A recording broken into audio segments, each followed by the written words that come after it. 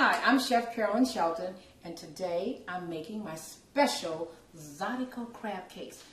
Basically, what we're doing today is taking some wonderful lump meat crab that I've placed here in my bowl, and to that we're going to add all of the wonderful ingredients. This is one of the most simple recipes that you will ever try.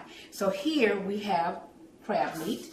To the crab meat, I added a little seasoning, a little Creole seasoning. You can certainly add salt, pepper, or whatever you choose. Whenever you're making crab cakes, always remember to add a little Old Bay. You know, the people in Maryland, they're the ones that came up with the whole recipe and concept of crab cakes. So I always add a little Old Bay to this. And what I do is add my Zydeco vegetables. And I like to make it very colorful, so I use a little orange bell pepper, little red bell pepper, and some purple onion. Now, what we're going to do is mix all this together.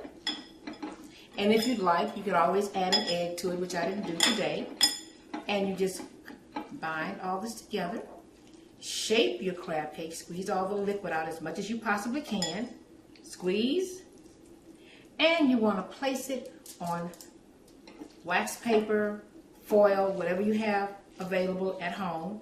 Shape your crab cakes. You can make them smaller, larger.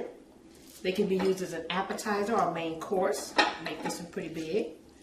And mind you, I'm squeezing all the water out of here.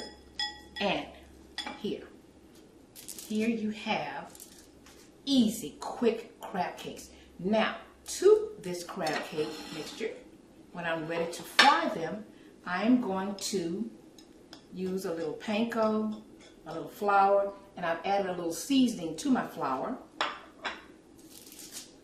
And like we say here in Louisiana, I'm going to pass in a little flour, very little. And from this point, we fry them, hopefully in a very, very heavy skillet with some cooking oil, and serve it with a nice remoulade sauce.